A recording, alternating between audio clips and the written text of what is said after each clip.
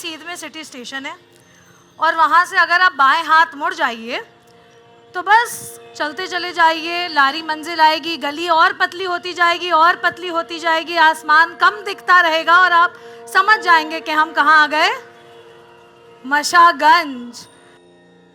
अब कई लोग इसको अलग अलग नाम से बुलाते हैं।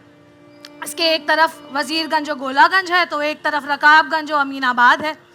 कोई कहता है मशागंज, कोई कहता है मसागंज, कोई कहता है मशकगंज, लेकिन असल में इसका नाम हुआ करता था मशकगंज।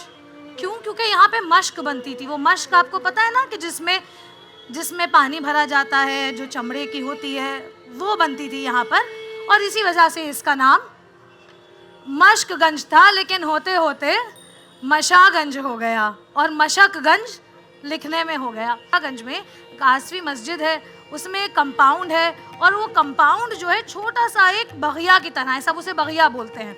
और सुबह सुबह उसके आसपास 10-12 घर हैं और सुबह सुबह ज़रा सी भी धूप हुई ठंड में हम लोग सब वहाँ आके बैठ जाते हैं।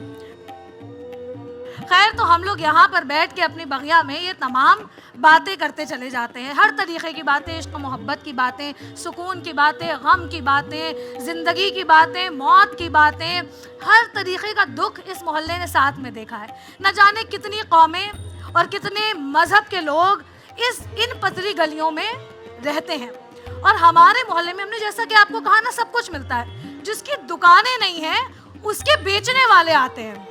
जैसे पहले सब्जी की कोई बड़ी दुकान नहीं थी तो सब्जी बेचने वाला आया करता था, अभी भी आता है। अब अचार की कोई बड़ी दुकान नहीं है तो अचार वाला आता है।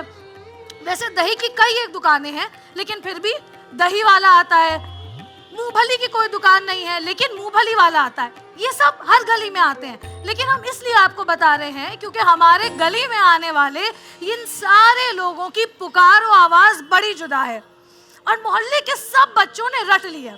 जैसे हमारे यहाँ जब मूंगफली वाला आता है तो वो जाड़े में, अंधेरी रात में 12 बजे हम सब अंगीठी के सामने बैठे हुए हैं और गली से आवाज़ आएगी, मूंगफली मज़े बादाम, मूंगफली मज़े बादाम। ये तो मूंगफली वाले की आवाज़ हो गई। और फिर उसके बाद दही वाले की आवाज़, दही मीठा दही, दही मीठा दही।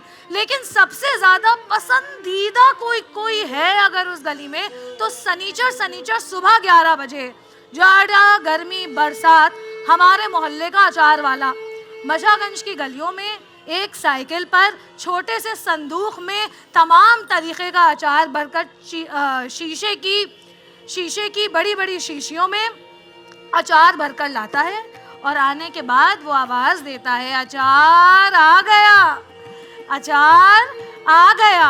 अब इस मोहल्ले में इस अचार वाले को साथ देने वाले हम सब बच्चे, जैसे ही 11 बजे अचार वाला हमारी गली में आता था वो आवाज़ लगाता था, अचार, सारे बच्चे कहते थे आ गया। फिर वो कहता था अचार और उसको जहमत ही नहीं होती थी आगे कुछ कहने की और बच्चे कहते थे आ गया। तो अचार अचार।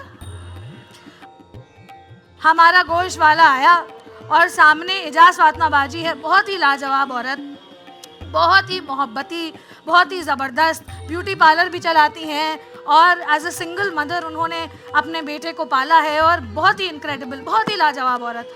और उनकी अम्मा थोड़ा सा स्लो बोलती थी, थोड़ा धीरे बोलती थी और बड़े मोहब्बत के लहजे में गुफ्तगू करती थी और घर के अंदर रहती थी। वो गोश्त वाला अपना गोश्त बेच रहा है तो अंदर से इजाज़ फातिमा बाजी की अम्मा की आवाज़ आई, ए गोश्त वाले।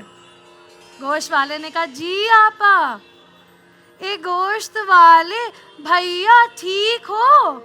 जी आपा, हम खैरियत से हैं। अच्छा है गोश्त वाले, ये बताओ तुम्हारे पास दिल है?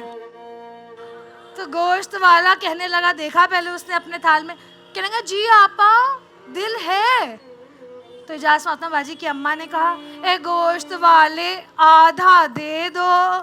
तो गोश्त वाले ने कहा, ए आपा आप पूरा ले लीजिए।